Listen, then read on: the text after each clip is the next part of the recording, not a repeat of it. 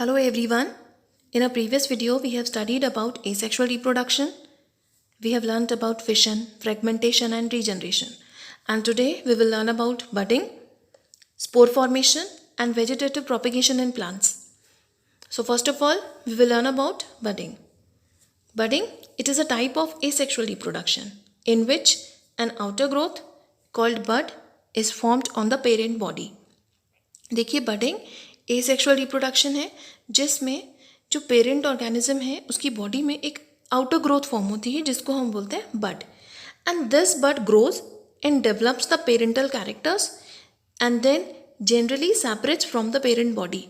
देखिए फिर ये बड धीरे धीरे ग्रो करती है और इसमें भी वही कैरेक्टर्स डेवलप होते हैं जो कि पेरेंट ऑर्गेनिज्म में होते हैं.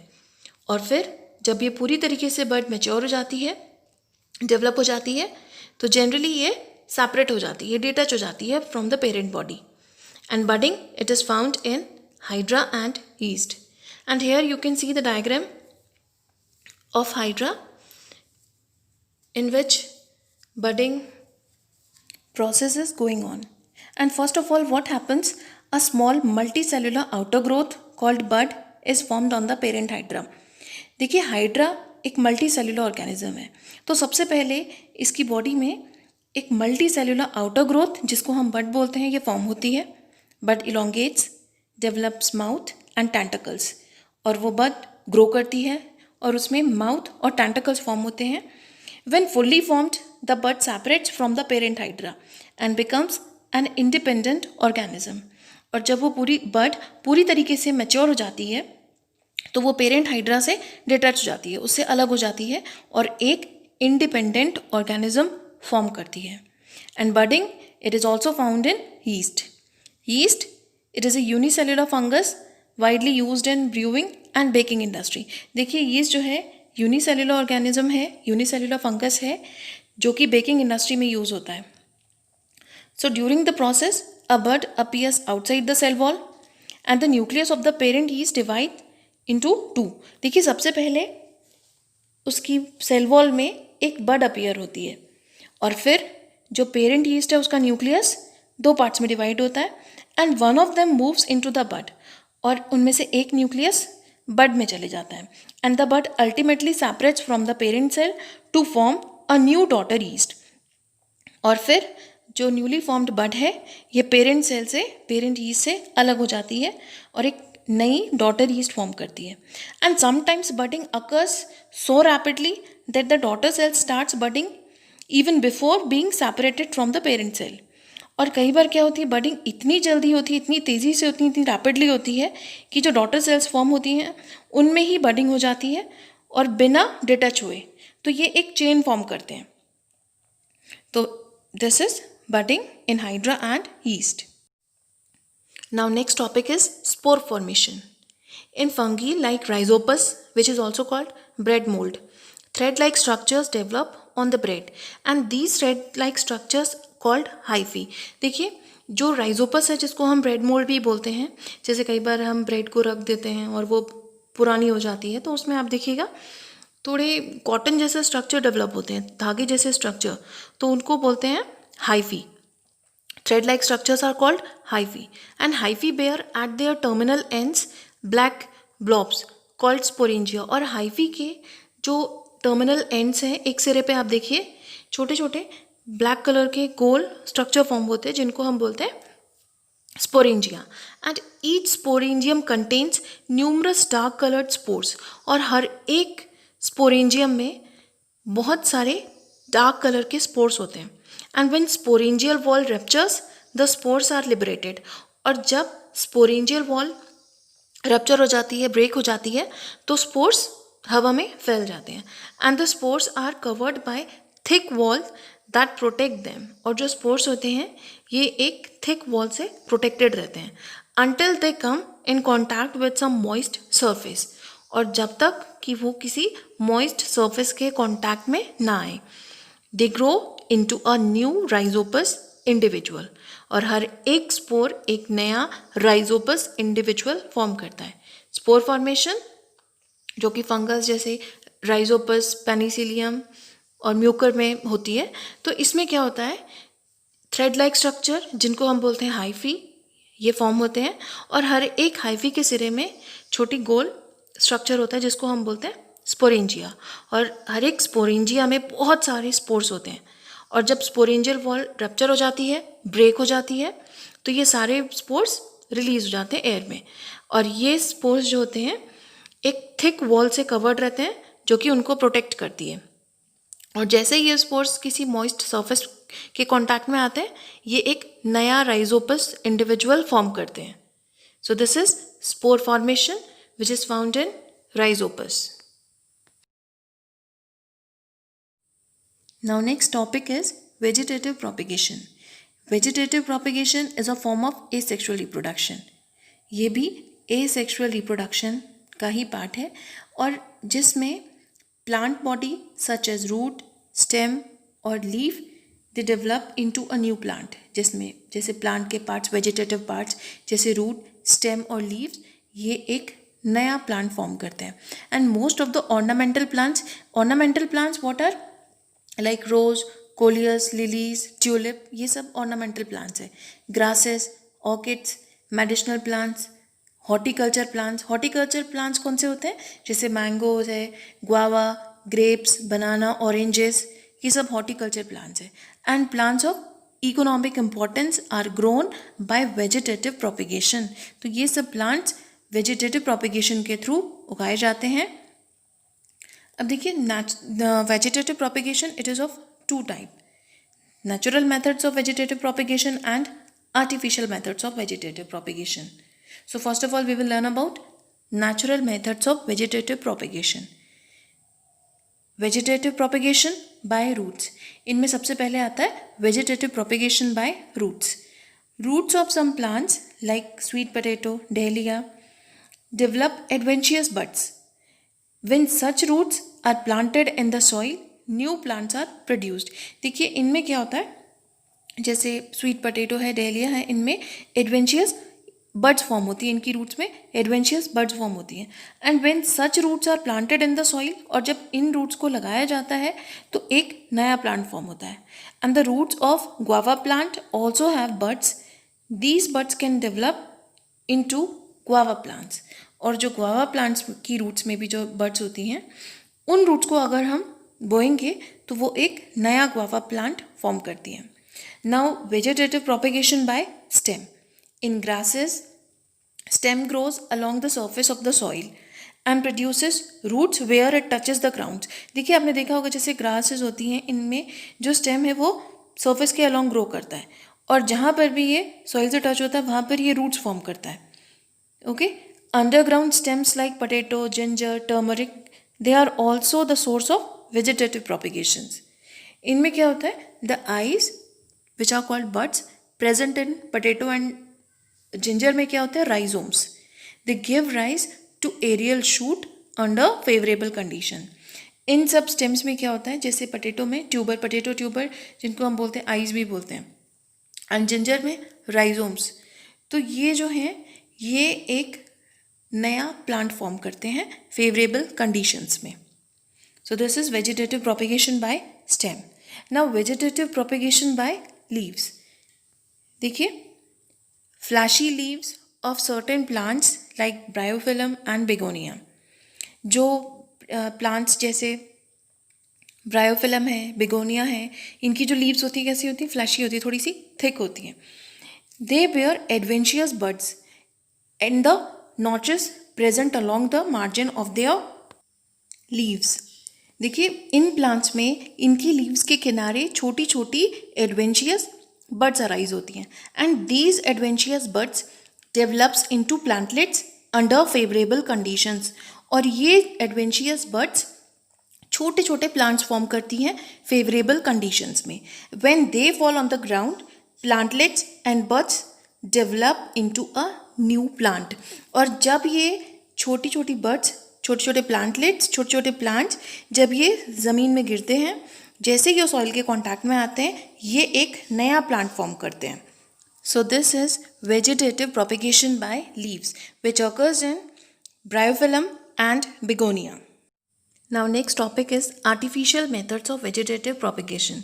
In this we will learn about layering and grafting. And first of all we will learn about layering. In layering, new plants are produced from parent stem without detaching it. देखिए layering में जो नए plants form होते हैं वो stem से ही form होते हैं, लेकिन उसमें हम स्टेम को कट करके अलग नहीं करते. And how it happens? It is induced by bending the lower branch to the ground and covering it with moist soil. इसमें हम क्या करते हैं, जो प्लांट है उसकी जो नीचे वाली ब्रांच होती है, जो लोअर ब्रांच है, उसको हम बेंड करते हैं और उसको हम मॉइस्ट सॉइल से कवर कर देते हैं. And the apical portion of the branch is left expose to the air. और जो उसका एपिकल पोर्शन है उसको हम ऐसे ही एयर में रहने देते हैं. And which later develops leaves. After some time adventitious root develops. देखिए अब जो पार्ट हमने ऐसे ही हवा में रहने दिया है, जो उसका एरियल पार्ट है, उसमें लीव्स फॉर्म होती हैं. And the part which we have covered with soil, it forms adventitious roots. And these branches are cut from the parent plant and planted. और इन ब्रांचेस को हम कट करके अलग कर देते हैं पेरेंट प्लांट से और उनको हम दूसरी जगह प्लांट कर देते हैं. It is practised in plants like jasmine, strawberry, raspberry and grape vine. Layering जो है इसको हम प्रैक्टिस करते हैं, ये यूज़ की जाती है जैस्मिन में, स्ट्रॉबेरी, रेसबेरी और ग्रेप वाइन में. So this is layering, an artificial method of vegetative propagation. Now next topic is grafting. Grafting is the technique of joining shoot system of one plant over the stump of another related plant to form a composite plant. This is grafting. देखिए grafting एक ऐसी technique है जिसमें हम root system किसी दूसरे plant का लेते हैं एंड शूट सिस्टम वो भी किसी दूसरे प्लांट का होता है. तो दोनों अलग अलग प्लांट, जैसे रूट सिस्टम हमने लिया, लेकिन दोनों सेम होने चाहिए प्लांट. अगर मैंगो ले रहे हैं तो मैंगो ही होना चाहिए. तो इसमें हम शूट सिस्टम और रूट सिस्टम दोनों अलग अलग प्लांट के लेते हैं और इन दोनों पार्ट्स को हम जोड़ते हैं to form a composite plant. This is grafting. And the plant whose root system is taken is called stalk and the plant whose shoot system is taken is called scion. देखिए जिस plant का हम root system लेते हैं उसको हम बोलते हैं स्टॉक, और जिस प्लांट का हम शूट सिस्टम लेते हैं that part is called scion. तो स्टॉक जो है वो हमेशा वो प्लांट होना चाहिए जो कि डिजीज रेजिस्टेंट हो. The stock is always a plant which is resistant to disease. And scion has desired variety of flowers और फ्रूट्स. और साइन जो है हमेशा जो डिज़ायर्ड कैरेक्टर हम चाहते हैं कि फ्रूट हो, जैसे मैंगो है तो बहुत पल्पी हो, जूसी भी हो, लेकिन उसमें रेशा कम हो, तो डिज़ायर्ड कैरेक्टर सपोज हमने लिया Dasheri mango. And disease resistant plant हमने लिया देसी मैंगो. तो और फ्लावर्स में जो भी कैरेक्टर हम चाहते हैं दैट इज़ कॉल्ड साइन. वो पार्ट हमेशा साइन पार्ट होगा. So the stem of the stock is cut 20 to 30 centimetre above the ground.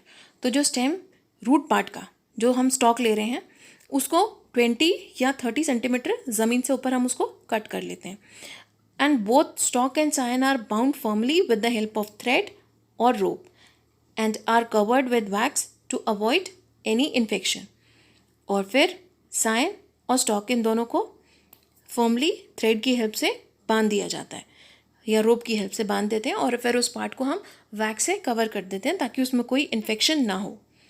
And grafting is practised in fruits like mangoes, apple, pear, guava, citrus fruits and in roses also.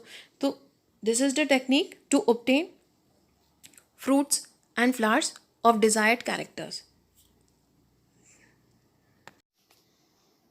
Just now we have studied about vegetative propagation. Now let's study significance of vegetative propagation. Vegetative propagation क्यों important है? See, it is a cheaper, rapid and convenient method for growing plants. ये बहुत ही cheaper method है और इससे अगर हम plants बोते हैं इन टेक्निक्स को यूज़ करके तो प्लांट्स बहुत जल्दी मैच्योर हो जाते हैं, बहुत जल्दी उनमें फ्रूट्स लगने लगते हैं. And characters of the parent plants, they are preserved. A good variety produced can be propagated bye vegetative means, जो पेरेंट प्लांट है उसके कैरेक्टर्स प्रिजर्व्ड रहते हैं और हमें एक इम्प्रूव्ड वैरायटी मिलती है, and it is quicker method. And it is the only method of reproduction in plants which do not produce seeds, like seedless grapes, banana, jasmine, rose. देखिए, जो प्लांट्स सीड प्रोड्यूस नहीं करते हैं उनको हम vegetative mean से ही, vegetative propagation के through ही हम बो सकते हैं. जैसे आप देखिए, रोज़ में सीड्स नहीं होते हैं. हमें पता है, हमें कभी भी कोई पेड़ बोना होता है, हम सबसे पहले सीड्स बोते हैं. लेकिन जो प्लांट्स सीड्स ही प्रोड्यूस नहीं करते हैं, हम उनको वेजिटेटिव मेथड्स को यूज़ करके उनको उगाते हैं. फ्लावर्स और fruits they produced on scion are much superior in quality. देखिए, जो सायन और स्टॉक के बारे में हमने पढ़ा था ग्राफ्टिंग में, तो जो सायन होता है हम लेते हैं डिज़ायर्ड कैरेक्टर, लेकिन सायन में आफ्टर ग्राफ्टिंग जो फ्लावर्स और फ्रूट्स प्रोड्यूस होते हैं वो और भी सुपीरियर क्वालिटी के होते हैं.